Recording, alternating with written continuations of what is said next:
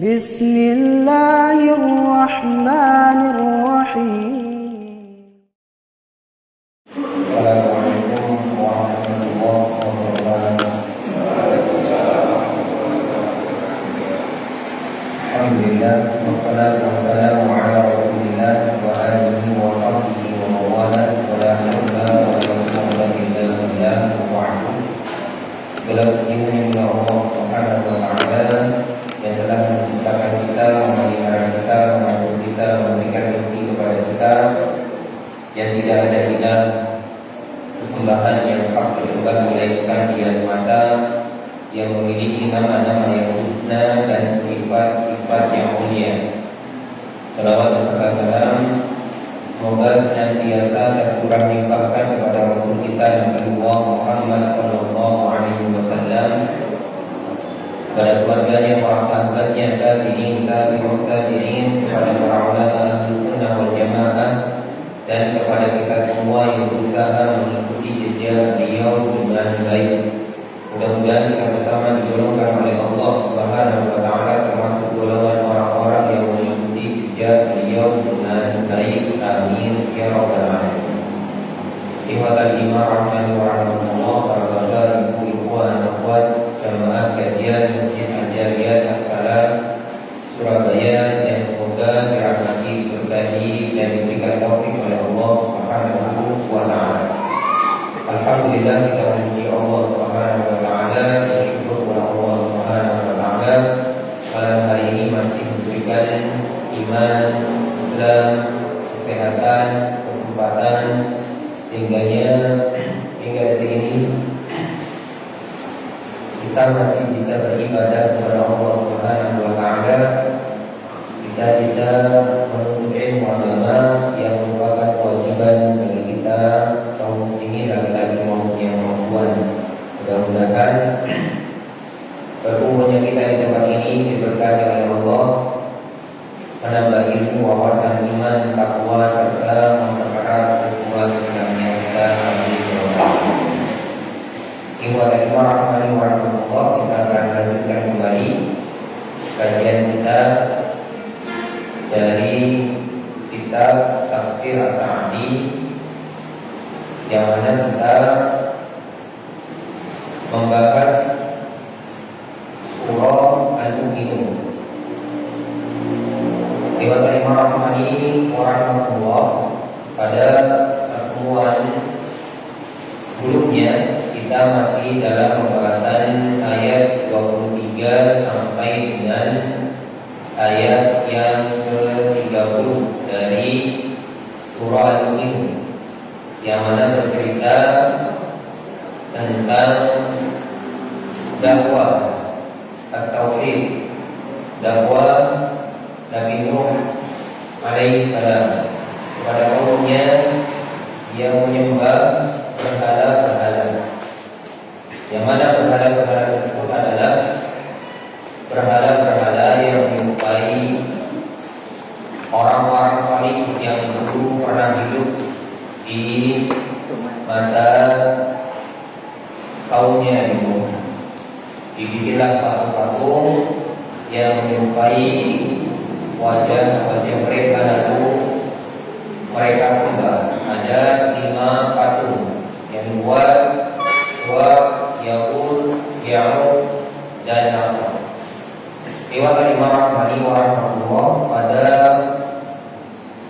pertemuan sebelumnya kita telah membaca ayatnya, yakni 23 sampai 30, dan juga kita telah membaca terjemahannya, dan juga kita telah membahas sebagian tafsir dari ayat 23 sampai dengan ayat yang 24 ya. Untuk yang kemarin-kemarinnya ada poinnya? Tidak ada poinnya. Sakit. Ya. Kemarin sampai ayat berapa? Pembahasannya sampai di yakni ucapan dari pembesar kaumnya Nabi Nuh, ya, yang mengatakan, mengapa tidak Allah turunkan malaikat saja? Mengapa Nabi atau Rasul itu dari kalangan manusia?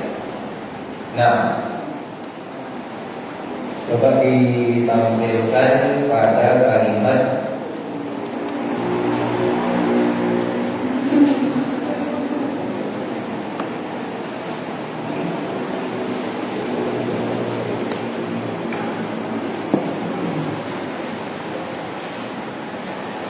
وقالوا هنا ولو شاء الله لأنزل ملائكة.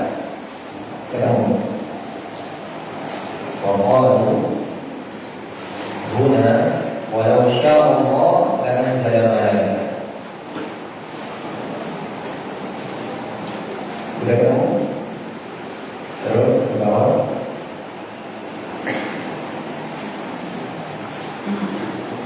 Qalu. Ayo. Sudah. Ketemu. Nah, waqalu huna walau sya'allah. Sudah ketemu? Nah, kita itu ya. Kalau bisa ditandai, ada ditebalkan. Waqalu huna. Jadi waqalu huna. Nah, bismillahirrahmanirrahim. Kita lanjutkan. Waqalu huna, dan mereka di sini mengatakan, walau sya'allahu la'anzala malaika. Sekiranya Allah menghendaki, niscaya Allah akan menurunkan malaikat. Ya. Maksudnya bukan nabi atau rasul dari manusia. Nabi itu kan manusia. Seandainya Allah berkehendak, Allah turunkan malaikat. Wa hadhihi aidan mu'awadatun bil masyiati batilah. Dan ini juga termasuk mu'awadah bil masyiati, bentuk penolakan terhadap masyiatnya Allah, kehendaknya Allah yang batilah, yang batil. Bagaimana mereka menolak masyiatnya Allah? Allah menghendaki Nabi dan Rasul itu dari kalangan manusia, tapi mereka malah menginginkan Nabi dan Rasul itu dari kalangan malaikat. Ini dari sisi ini mereka sudah salah. Yani mereka sudah menolak masyiatnya Allah. Allah menghendaki Nabi dan Rasul itu dari kalangan manusia, mereka menghendaki dari malaikat. Fa innahu wa in kana law syaa la anzala malaikatan fa innahu hakimun rahim. Sekiranya Allah berkehendak, niscaya Allah mengutus beberapa malaikat. Sesungguhnya Dia Maha bijaksana lagi Maha penyayang. Bisa jadi dan bisa saja Allah Subhanahu wa taala menurunkan Nabi dan Rasul itu dari malaikat. Bukan sesuatu yang sulit bagi Allah. Tapi Allah Subhanahu wa taala menurunkan Nabi dan Rasul itu dari kalangan manusia dengan hikmah, dengan alasan, dengan tujuan yang Allah Subhanahu wa taala mengetahui ilmunya. Bahwasanya yang masalah itu Nabi dan Rasul itu dari kalangan manusia. Seandainya Allah menurunkan malaikat juga bisa, tidak ada yang sulit bagi Allah. Allah Maha Kuasa. Hikmatuhu wa rahmatuhu taqtadi an yakuna rasul min jinsil adamiyyin. Sifat hikmahnya Allah, hikmatuhu, sifat hikmahnya Allah, kebijaksanaan Allah, wa rahmatuhu, sifat rahmatnya Allah, taqtadi an yakuna rasul min jinsil adamiyyin, menuntut atau menghendaki Rasul itu dari jenis adamiyin, dari jenis manusia. Dengan rahmatnya Allah, Allah tahu. Dengan hikmahnya Allah, Allah tahu bahwasannya Rasul itu yang terbaik adalah dari adamiyin, dari kalangan manusia. Kenapa? Di annal malaka la qudrata lahum, karena sesungguhnya malaikat itu la qudrata lahum ala mukhatabatihi. Malaikat itu tidak punya kemampuan untuk bisa mukhatabah, bisa berinteraksi dengan manusia. Wala yumkinu an yakuna illa bi surati rajulin, dan hal tersebut tidak akan mungkin kecuali dengan surah rajul, dengan bentuk seorang laki-laki. Makanya malaikat ketika hendak mengajarkan Islam, iman, ihsan, tanda hari akhir kepada Nabi Muhammad, berbentuk dengan seorang rajul dulu, baru mengajarkan satu yang diajarkan oleh Allah Subhanahu wa taala. Tidak berbentuk malaikat, karena kalau berbentuk dengan bentuk malaikat, ini adalah satu kesulitan yang sangat luar biasa. Bagaimana malaikat itu adalah makhluk Allah yang sangat besar, sayapnya banyak ratusan, dan di antara malaikat itu ada yang sayapnya memenuhi ufuk. Bagaimana mau berinteraksi dengan manusia? Tapi manusianya malah takut. Ya. Bagaimana bisa bercakap-cakap dengan manusia? Bagaimana bisa berdakwah kepada manusia? Kayak Rasul itu Allah kehendaki dengan rahmatnya Allah, dengan hikmahnya Allah, Allah turunkan Rasul itu dari kalangan manusia, dan itu pun dengan surah rajul, dengan rupa laki-laki, bukan wanita.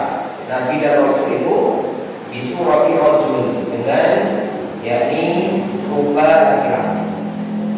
Ya. Di Nabi dan Rasul itu semuanya laki-laki. Ini juga dengan hikmahnya Allah. Ada alasannya, ada hikmah di balik itu yang tidak bisa dilakukan oleh kalangan wanita. Jadi laki-laki itu yang dipilih oleh Allah sebagai Nabi dan Rasul. ثم يعود اللبس عليهم كما كان وقوله ما سمعنا بهذا أي بإرسال الرسول في آبائنا الأولين. Kemudian kekaburan itu ya'udul labs, kekaburan itu atau kehancuran itu kembali lagi alaihi atas mereka. Karena sebagaimana qauluhum, ucapan mereka, wa qauluhum, ucapan mereka, ma sami'na bihadza, kami tidak pernah mendengar hal ini. Ai irsal rasul fi abaina al-awwalin, kami tidak pernah mendengar irsal rasul, pengutusan rasul fi abaina al-awwalin, pada nenek moyang kami. Jadi berganti lagi alasan. Awalnya kenapa bukan malaikat saja rasulnya? Setelah itu mereka beralasan lagi, ma sami'na bihadza ay irsal rasul fi abaina al-awwalin, kami tidak pernah mendengar. Nenek moyang kami itu pernah diturunkan rasul, tidak pernah. Entah ini apakah mereka kurang-kurang tidak tahu atau kan tahu? Ya. Jadi mereka tahu kami kurang-kurang tidak tahu, atau benar-benar tidak tahu. Jadi mereka mengakunya kami tidak pernah mendengar bahwasanya nenek moyang kami itu pernah diutus rasul. Wa ayu hujjatin fi 'adami sama'ihim irsalu rasulin fi abaihim al-awwalin. Model alasan apa ini? Model alasan apa? Model alasan seperti apa lagi sehingga mereka mengingkari pengiriman rasul? Li'annahum lam yuhitu 'ilman bima taqaddama, karena mereka tidak tahu terhadap apa yang terjadi dahulu. Pada yang ja'alu jahluhum hujjatan, maka tidak bisa dijadikan kejahilan mereka itu sebagai hujjah bagi mereka. Jadi mereka seandainya pun mereka tidak tahu bahwasannya dulu itu pernah diutus Rasul sebelum Nabi, yakni sebelum Nabi Nuh sudah ada Nabi sebelumnya. Ada Idris, Nuh, ya, ada Idris, ada nabi-nabi yang lain sebelumnya, dan Nabi Syir. Maka mereka tidak mendengar, atau kalau pun mereka tidak mendengar, ya, wala yaj'alu jahum jadalah, tidak bisa dijadikan hujah bagi mereka. Tidak ada alasan bagi mereka. Jadi mereka mengatakan bapaknya tidak pernah mendengar dulu nenek moyang kami itu pernah diutus Rasul. Ucapan mereka ini tetap tidak diterima. Wa ala takdirin annahu lam yursal fihi rasulan. Anggap saja Allah belum pernah mengutus seorang rasul, ya, dari kalangan mereka. Anggap saja. Fa imma an yakunu 'ala al-huda wala hajata li irsal rasuli ila dzaka. Yang mana kondisi mereka itu tidak lepas dari dua pilihan, berada di atas petunjuk sehingga tidak membutuhkan pengutusan seorang rasul saat itu. Wa imma an yakunu 'ala ghairihi falyahmadu rabbahu wa yashkuru. Atau mereka tidak berada di atas petunjuk, maka hendaklah mereka memuji dan mensyukuri Allah. Kalau mereka berada di atas petunjuk, sudah, berarti tidak perlu pengutusan rasul, tidak perlu diutusnya Nabi Nuh alaihissalam. Atau pilihan yang kedua, mereka belum pernah diutus rasul, maka dengan diutusnya Nabi Nuh alaihissalam seharusnya mereka memuji Allah, bersyukur kepada Allah. Alhamdulillah, ya, ada rasul yang membimbingkan. Harusnya seperti ini. An khassahum bi ni'matin lam ta'ti aba'uhum wa la sya'ru biha. Maka telah mengistimewakan mereka dengan kenikmatan yang tidak datang kepada nenek moyang mereka dan mereka tidak merasakannya. Harusnya bersyukur. Kalau Allah belum pernah diutus rasul, lalu diutus rasul yang baru yang Nabi Nuh, harusnya ini adalah keistimewaan yang harus mereka syukuri. Wala yaj'alu 'adamal ihsani 'ala ghairihim sababan li kufrihim bi ihsani ilaihim. Dan janganlah mereka menjadikan sikap tidak baik mereka kepada orang lain sebagai penyebab pengingkaran mereka terhadap curahan kebaikan yang tertuju pada mereka. Jadi yang kebaikan itu sudah sangat nyata dari Allah yang diberikan kepada mereka. Jangan sampai beralasan dengan sesuatu yang lampau. In huwa illa rajulun bihi jinnah. Kemudian mereka beralasan lagi. In huwa illa rajulun bihi jinnah. Ia tidak lain, Nabi Nuh itu tidak lain hanya seorang rajul bihi jinnah yang terkena penyakit gila. Jadi alasannya ada saja. Ini kaumnya Nabi Nuh.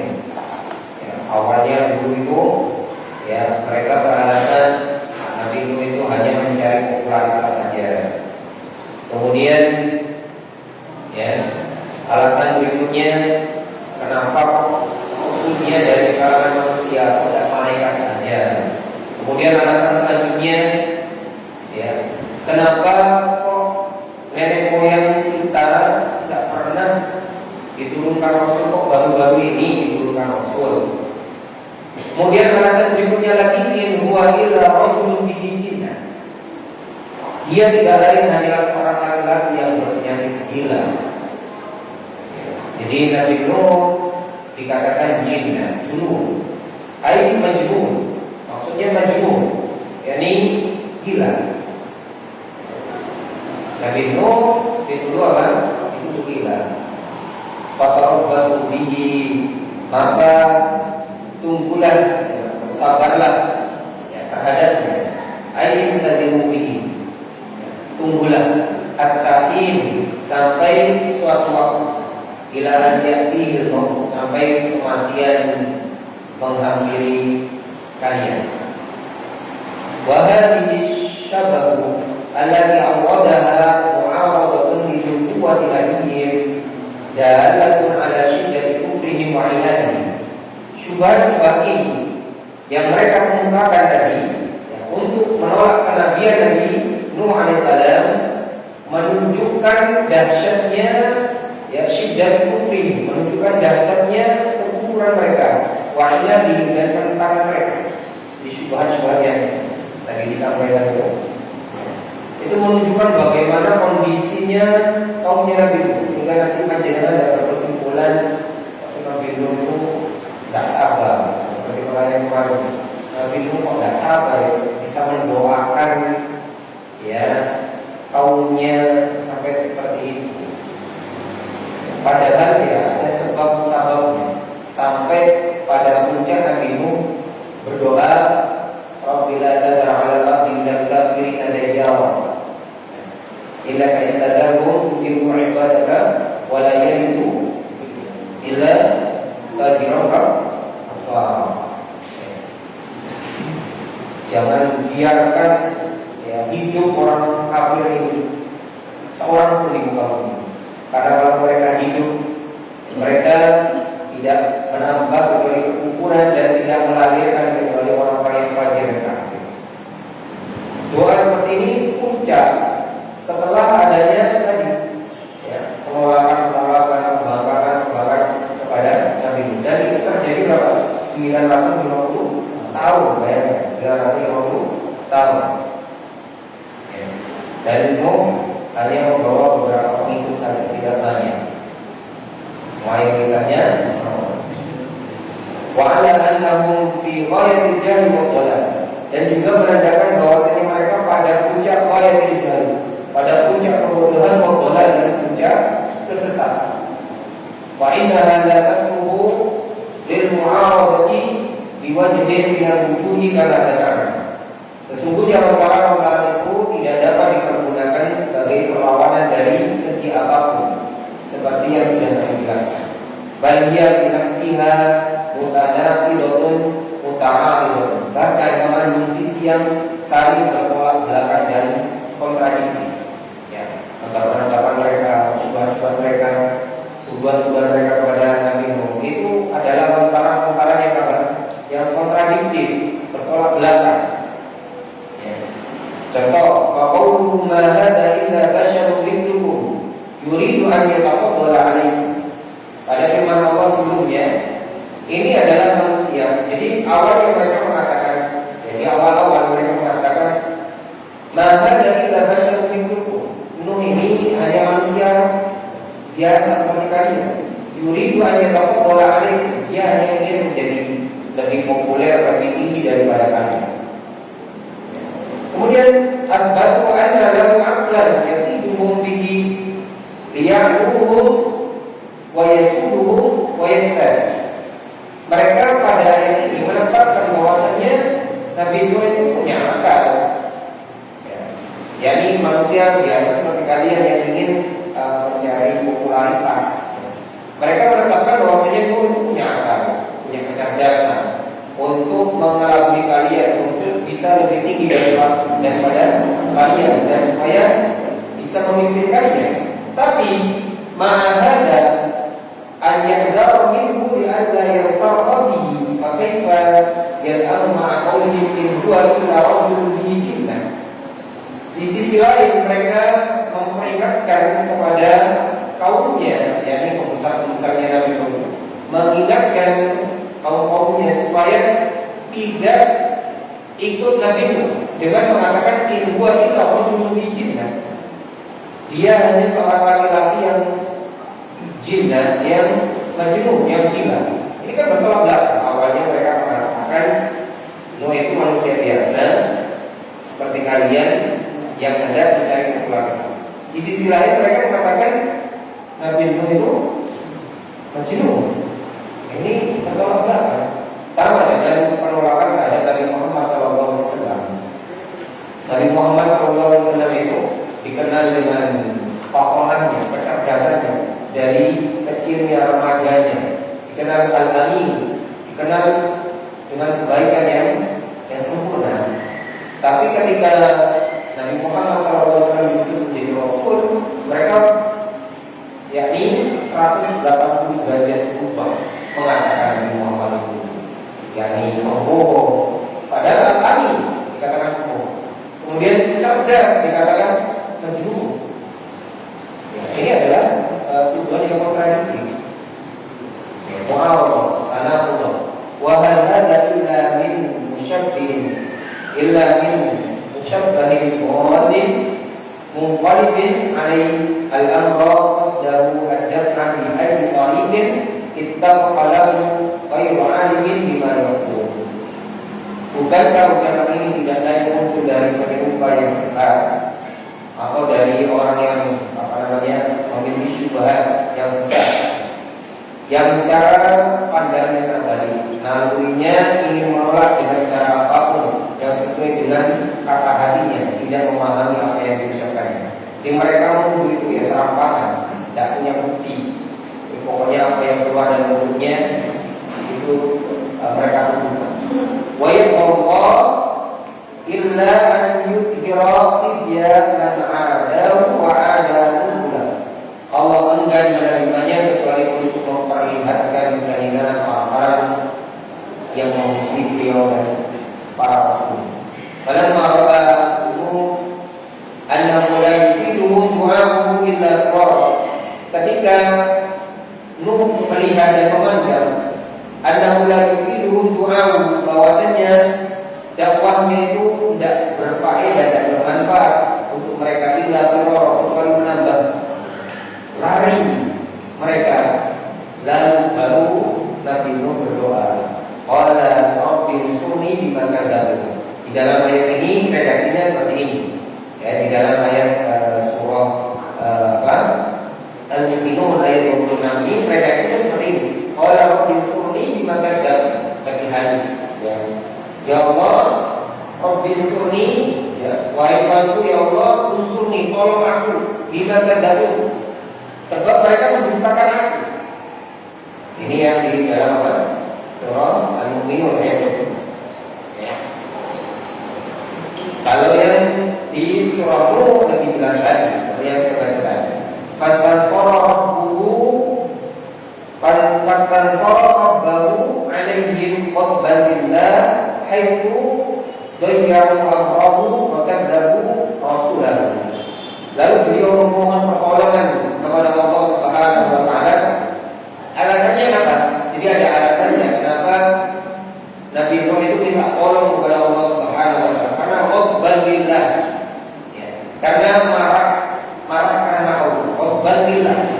Bukan marah karena dirinya dihina, tapi qadbalillah karena marah karena Allah. Ayu dayya'u amrahu, ketika kaumnya itu menyia-nyiakan urusannya, wakadzdzabur rasulahu, dan mereka mendustakan rasulnya. Nah, ini doa yang redaksinya tercantum di dalam surah Nuh.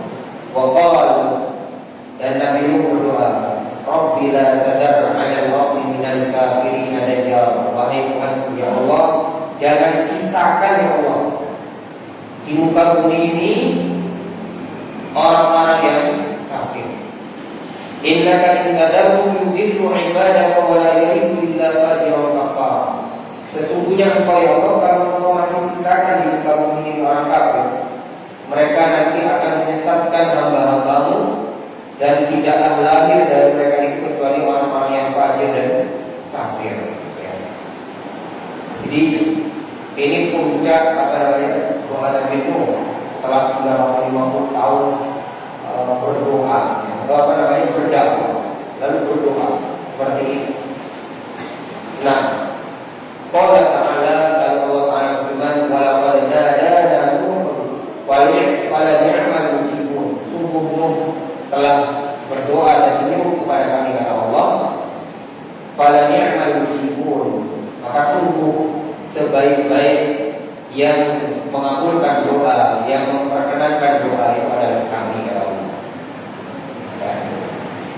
Lalu ba'auhayna ilaihi, lalu kami wahyukan kepadanya, yakni kepada Nabi Nuh, inda ijabatina lahu, ketika kami mengabulkan doanya, sababan wa wasilatan bil hajat, untuk menjadi sebab dan menjadi wasilah supaya dia selamat. Qabla wuqu'i asbabi sebelum terjadinya, yakni gejala-gejalanya, maksudnya bencana yang akan terjadi. Dengan cara apa? Anisna'il fulka, supaya Nuh itu membuat bahtera, kapal, ayat as-safina, yakni kapal, bi'ayunina wa wahina, dengan yakni pantauan dari kami dan petunjuk dari kami. Jadi Nabi Nuh itu membuat yakni perahu atau kapal itu bi'ayunina wa wahina, dengan pantauan dari Allah dan wahyu dari Allah. Ini menunjukkan bahwasanya Nabi Nuh ini dapat wahyu dari Allah. Membuat perahu itu bukan semata-mata ilmunya Nabi Nuh, tapi wahyu dari Allah. Bentuknya seperti apa, besarnya seperti apa, modelnya seperti apa, kekuatannya seperti apa, tingginya seperti apa, bahkan bahannya mungkin seperti apa, cara buatnya seperti apa, siapa yang perlu membantu, ya, itu seperti apa, itu bi'amrina wa wahina, ay bi'amrina laka wa ma'unatina, dengan perintah kami dan dengan pertolongan kami. Ya. Wa anta bi'ibdina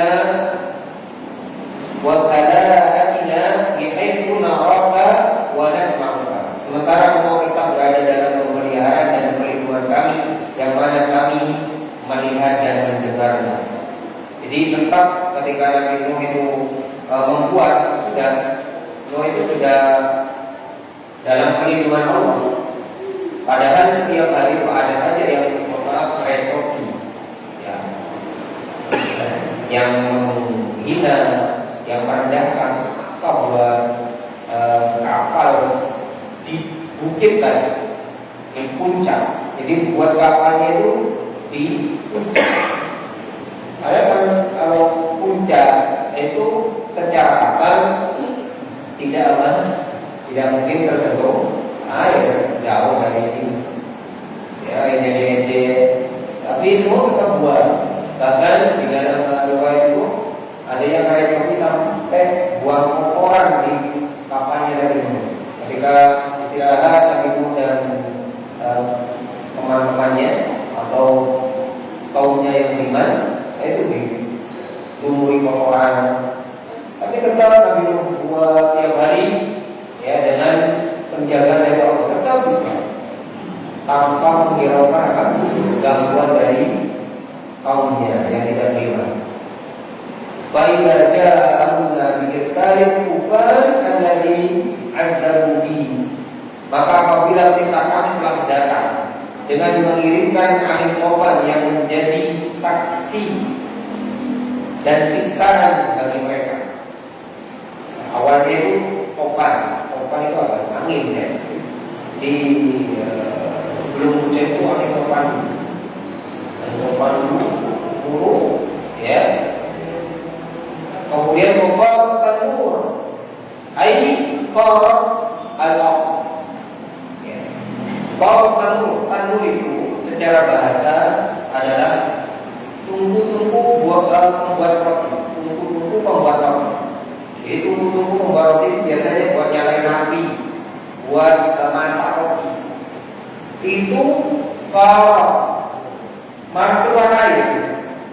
Nah, kalau tempat nyalakan api keluar air, apalagi yang lainnya. Air kalau bumi mengeluarkan air. Jadi bumi akan keluar air. Betapa jauh uyunan dan keluar mata air itu memancarkan air. Hatta mahalina, sampai pun tempat keluarnya api keluar air. Lan tajri al-'ada illa bi qurbihi 'anha, yang mana tidak mungkin mengalir secara ada, secara kebiasaan umumnya, ya, namanya tempat keluarnya api ya keluar api, ini malah keluar air.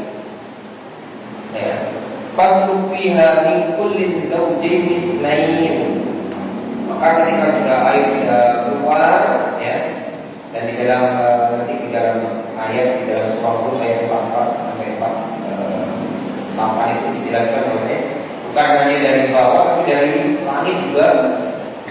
hujan lebat ya. Maka ketika sudah terjadi seperti itu, faslu fiha min kulli zawjayn itsnaini, maka Allah memerintahkan masukkanlah ke dalam bahtera itu sepasang dari tiap-tiap jenis. Ada fil fulki min kulli jinsin minal haywanat. Masukkan ke dalam bahtera tersebut min kulli jinsin minal haywanat, dari setiap jenis binatang-binatang. Dan kalau wanita yang laki-laki, maksudnya yang jantan, wanita maksudnya perempuan, maksudnya yang betina. Pokoknya dua ya zawjaini lain saja. Ya, jadi sepasang saja. Pokoknya ada ayam 1000, pilih ayam jantan, ayam betina dua saja. Yang lainnya jangan usah. Jadi tidak perwakilan ya. Tidak perwakilan. Biar nggak banyak-banyak. Biar nggak ada banyak-banyak. Terus yang lainnya gimana? Disuruh juga takdirnya Allah sudah dari ikut kapal ya, dari ikut kapal. Yang ikut kapal itu hanya perwakilan saja ya. Mungkin dipilih yang bagus ya. Nah, tabqa ma'da nasli lisairil hayawanat, supaya menjadi sumber keberlangsungan pada seluruh binatang-binatang. Ya, jadi tujuannya kenapa dipilih yakni kamarauda, yakni jantan dan betina semua, tapi tetap ada keberlangsungan, tidak punah binatang tersebut. Allati iqtadat al-hikmatu ar-rabbaniyatu ijadaha, yang mana ini merupakan hikmahnya Allah Subhanahu wa taala yang ada di permukaan bumi. Ini adalah hikmah rabbaniyah, hikmahnya Allah, hikmah rabbani. Ya, hikmahnya Allah Subhanahu wa taala di muka bumi. Ya. Coba seandainya di masa Nabi Nuh itu tidak masuk bahtera, pasangan dari binatang ya, sudah nggak ada lagi namanya binatang. Mungkin perjalanan tidak akan hari raya Kurban besok, karena tidak ada sapinya. Ya. Maka manusia yang mungkin juga. Ya. Wa ahlaka ay adkhalahum illa man sabaqa alaihi al-qawm. Ya. Dan juga ahlak keluarga. Ya. Jadi keluarganya Nabi Nuh juga disuruh masuk. Ada ilmu, masukkan mereka keluarga Nuh. Illa man sabaqa alaihi al-qawm, kecuali yang telah ditetapkan al-qaul pada mereka. Ya. Maksudnya al-qaul ditetapkan pada mereka itu yakni qaul berupa takdirnya Allah, yang mana mereka itu diazab oleh Allah. Kabli, seperti anaknya Nabi Nuh, jadi Kanaan. Ya. Ini meskipun diajak untuk masuk, tetap dia tidak akan mau masuk, karena dia sabar alaikum, sudah ya, yakni tetap adanya takdirnya dia adalah termasuk orang yang durhaka, ya, termasuk orang yang durhaka. Wala tuqatibni fil ladina zalamu, dan jangan kamu bicarakan dengan aku, maksudnya kata Allah kepada Nabi Nuh, wala tuqatibni, jangan kamu bicarakan dengan aku fil ladina zalamu, tentang orang-orang yang zalim. Aila tad'uni an anjiyahu, jangan kamu minta kepada aku wahai Nuh untuk aku menyelamatkan mereka, untuk orang-orang yang zalim, untuk orang-orang yang orang yang durhaka, tidak mau beriman. Kamu jangan sebutkan lagi nama-namanya, termasuk anakmu sendiri, jangan disebutkan. Jangan kamu minta untuk aku menyelamatkan mereka. Fa innal qada wal qadar, karena sesungguhnya qada dan qadar itu hutima annahum mukrahun, sesungguhnya mereka itu telah ditetapkan dan diputuskan mereka termasuk orang-orang yang mukrahun, yang ditenggelamkan. Faidah stawi anta wa man ma'aka 'ala al-fulk, ini dalam ya ayat yang ke-28, "Fa'idza stawaita anta wa man ma'aka 'alal fulk." Dan apabila kamu dan orang-orang yang bersamamu sudah berada di atas bahtera itu. Jadi yang di atas bahtera itu yang meliputi keluarganya Nuh yang beriman. Ya. Keluarganya Nuh yang beriman itu ada Syam, Yafir. Ya.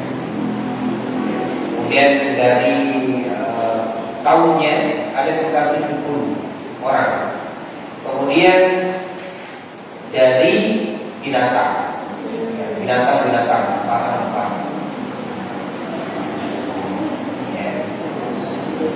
Ai alaikum 'alaiha, maksudnya kalian telah berada di atasnya. Wastaqalat bikum fi tajaril amwaj, dan kapal itu telah tenang bersama kalian dalam arus gelombangnya.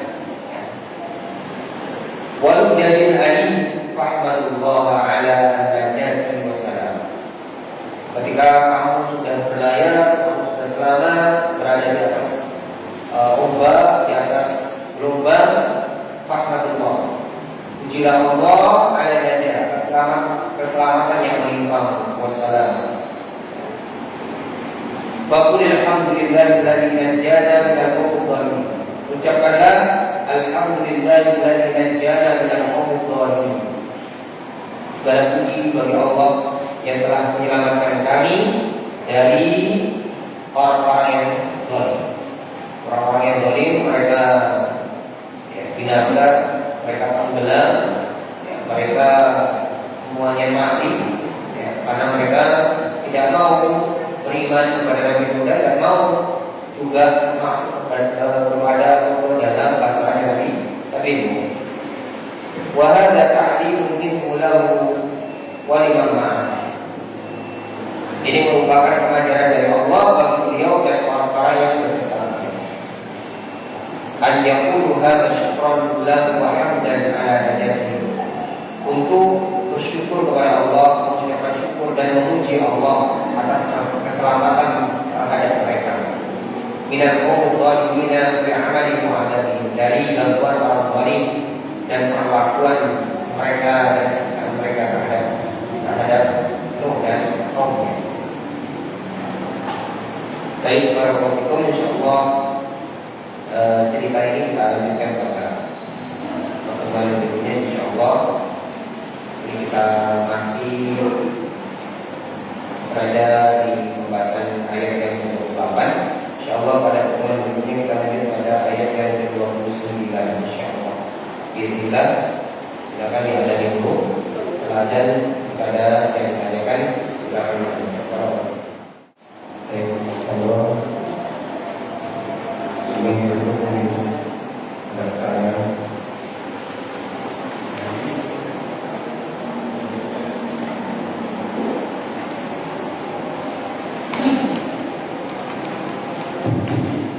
Assalamualaikum warahmatullahi wabarakatuh. Jadi awal tadi Pak Ustaz menjelaskan tentang kaum Nabi yang menyembah orang-orang soleh. Siapakah orang-orang soleh itu? Apakah kita keturunan dari Nabi Idris yang sebelum Nabi Nuh diutus? Karena ada orang-orang soleh ada saudara-saudara. Terus yang kedua, apakah Nabi Isa juga diberi kabar tentang banjir bandang, atau kata Al-Quran juga dijelaskan tentang bumi yang tenggelam oleh banjirnya Nabi Nuh. Di surat Nuh di Alkitab juga diterangkan kalau bumi juga tenggelam. Apakah memang bisa juga diberi kabar tentang tenggelamnya bumi dalam masa Nabi Nuh? Saya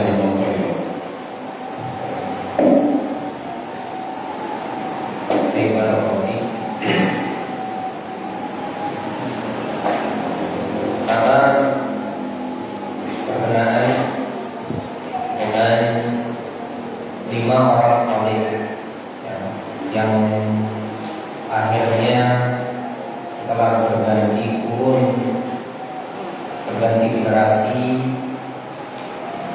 lalu terjadinya pembuatan patung patung terhadap guru mereka, lalu disembah, yang mana mereka dikenal dengan Wat, Suwa, Yahud, Ya'ud, Nasr. Ini nama-namanya, nama-nama walinya, nama orang soleh yang dulu memang benar-benar soleh. Dikisahkan bahwasanya 5 orang soleh tersebut adalah orang-orang yang suka menolong orang lain, suka membantu orang miskin, suka memberi makanan kepada orang-orang yang berhamba, suka menolong orang lain, ahli ibadah, mengikuti syariat Nabi sebelumnya. Jadi mereka berada di atas, yakni di atas syariat Nabi sebelumnya. Yang mana sebelum Nabi Nuh itu ada, ya, setelah Adam, Idris, ya. Di situ ada juga Nabi Syekh, ya. Jadi ajaran-ajaran Islam meskipun syariatnya berbeda-beda, ajaran ilahiyah, yakni ajaran tauhid ilahiyah atau tauhid uluhiyah, penyembahan hanya kepada Allah, Islam berserah diri kepada Allah itu tidak akan pernah berubah dari dulu, ya begitu ajarannya sampai Nabi Muhammad SAW. Nah, 5 orang soleh itu berada di atas agama, yakni agama yang Hanifah, agama Islam, ya. Namun setelah mereka meninggal, ya, namanya generasi itu ketika berganti generasi dan orang alimnya wafat, ya, maka tidak ada lagi yang mengingatkan. Awalnya sebelum dibuat patung itu mereka sempat membuat surah. Surah itu gambar, hanya digambar. Jadi awalnya kuburan, setelah itu buat gambar, terus gambar kurang cukup, apa namanya, kurang sar. Awalnya hanya mengenang saja, mengenang kesedihan mereka, mengenang, ya, hanya mengenang. Setelah mengenang, sampailah pada dibuat patung dan terjadilah penyembahan. Ini proses, ya. Di zaman kita penyembahan itu tidak ada prosesnya seperti ini. Makanya kita di masa kita sekarang terus mengingatkan, ya, kaum muslimin akan bahayanya, yakni mengkultuskan atau mengagungkan kuburan-kuburan orang soleh, karena itu merupakan proses yang kita tidak tahu nanti generasi kita ketika sudah tidak ada, berganti generasi yang menjadi, bisa jadi terjadinya penyembahan yang sebenarnya menyembah sujud. Nah, ini terjadi pada Nabi Nuh, ya, pada kaumnya Nabi Nuh, ya.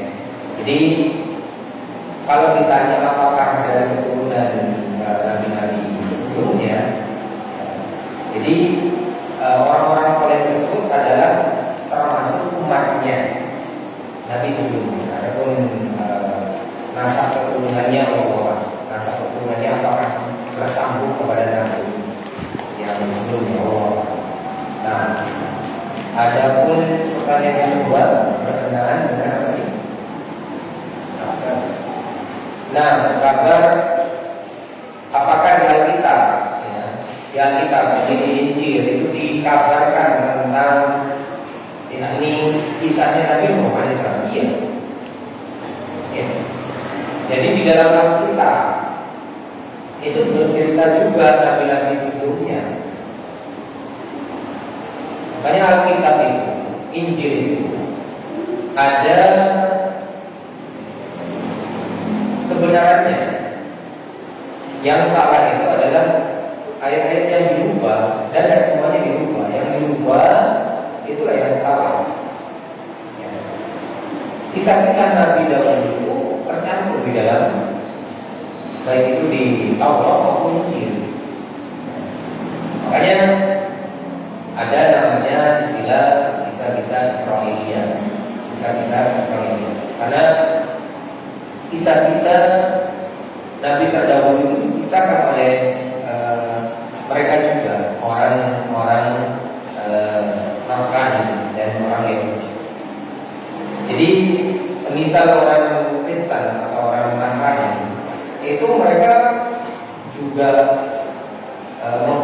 mengkonsumsi istilahnya ya, mengkonsumsi kisah-kisah ceritanya Nabi Adam, cuma dengan bahasanya mereka.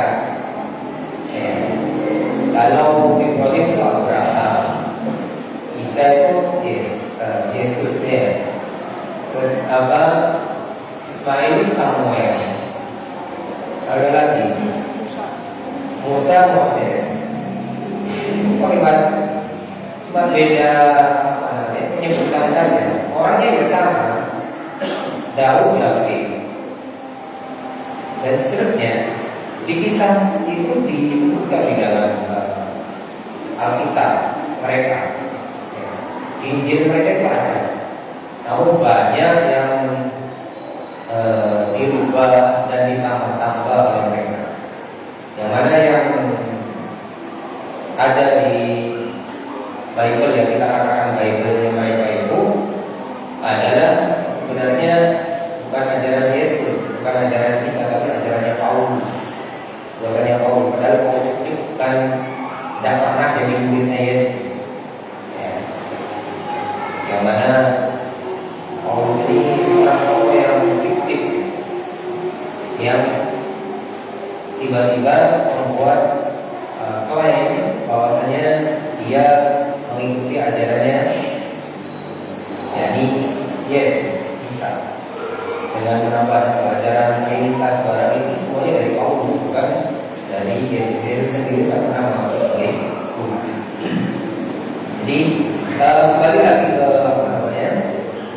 berkenaan dengan kisah-kisah anak yang terdahulu itu juga dikisahkan di dalam kitab-kitab sebelum Al-Quran.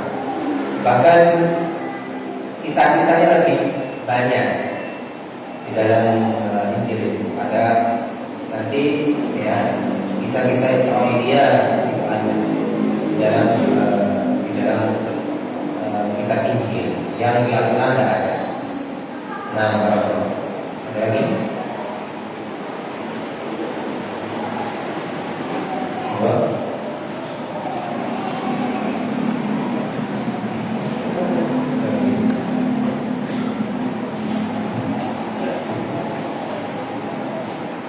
Pertanyaannya masih nyambung sama pertanyaan kemarin tentang kesabaran Nabi Nuh. Kesabaran Nabi Nuh. Kesabaran Nabi Nuh. Banyak orang yang berpendapat atau berpemahaman mengambil kesimpulan dari khobar atau berita tentang Nabi Nuh ini, sehingga mereka atau bahkan kita sendiri sering berkata atau berpendapat bahwa sesungguhnya sabar itu ada batasnya. Gitu kan, kebanyakan orang. Dan menurut yang benar itu kalimat ini batil atau haram? Tidak ada dari kamu.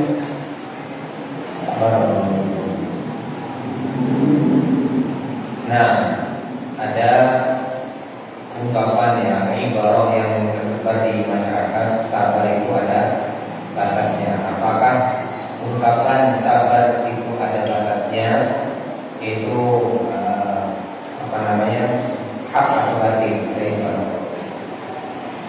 Nah, memang secara teks ya tidak pernah kita dapatkan di dalam Al-Quran maupun hadis Nabi SAW bahwasanya as-sabrul mahmud, sabar itu terbatas. Sabar itu terbatas. Tidak pernah ada ungkapan-ungkapan seperti itu ya, dari firman Allah maupun hadis Nabi SAW. Yang ada adalah motivasi untuk kita untuk terus bersabar. Isbiru wasabiru warabiru, suruh sabar, sabar. Ya, innallaha ma'as sabirin. Tidak ada perintah untuk membatasi sabar. Nah, namun jika yang dimaksud dari ungkapan tersebut adalah sabar itu ada batasnya, dalam artian yakni bagaimana kita bersikap itu harus sesuai dengan ya kondisi-kondisi yang memang memungkinkan, maka ini bisa jadi dibenarkan. Bukan berarti sabar itu ada batasnya, tapi karena memang kondisi tersebut menyebabkan kita merubah sikap, dan sikap tersebut juga merupakan satu yang sah yang dibenarkan oleh Allah, maka ini bukan berarti sabar kita yang saat itu hilang, tapi sikap kita saja yang berubah dan itu dibenarkan. Contoh ya, ketika agama kita dihina, Nabi kita dikarikaturkan, ya. Al-Quran dibakar, dijahilkan, ya. Dan syiar-syiar Islam sedang dilecehkan. Lalu kita marah, ini dibenarkan kan? Benar. Malah kalau sudah marah, panjenengan salah. Karena kalau balik dari marah karena Allah, bagaimana murtad itu sampai berdoa, "Qala rabbi surni bima kadzabun." Begitu juga doa, "La tadar 'ala al-ardi minal kafirin dayyara, innaka in tadarhum yudillu 'ibadaka wa la yudillu ghayra." Doa seperti itu karena berawal dari qadzabillah, karena marah karena Allah. Marah karena Allah karena dia berdakwah mengajar itu tidak menambah illa firah, kecuali menambah mereka lari, ya. Dan Allah malah dihina, ya. Rasulnya malah didustakan. Nah, perubahan sikap dari yakni lembut kepada marah ini bukan berarti sabarnya hilang, bukan. Ya. Kan sabarnya hilang, ya. Karena orang yang marah itu bukan berarti tidak punya kesabaran. Orang yang marah itu bukan berarti tidak punya kesabaran. Nabi saya marah, apakah Nabi tidak punya kesabaran? Jadi sabar itu berdiri sendiri, marah itu berdiri sendiri. Marah ketika marah karena Allah itu dibenarkan. Tapi kalau marah bukan karena Allah, ya tidak dibenarkan. Marah itu harus karena Allah. Jadi bedakan antara sikap marah dengan sabar, ya. Jadi bukan berarti orang yang marah itu berarti tidak sabar. Dan juga bukan berarti orang yang tidak marah itu menyakit. Ya kan? Agamanya dibina, dia gitu. Apakah dia dikatakan penyabar? Kan enggak? Nah, jadi ya Islam tidak pernah mengatakan sabar itu terbatas, tapi berubahnya sikap kita, ya, yakni bisa menjadi marah, itu adalah suatu yang disyariatkan di dalam Islam. Marah karena Allah, karena cinta karena Allah, dan benci karena Allah.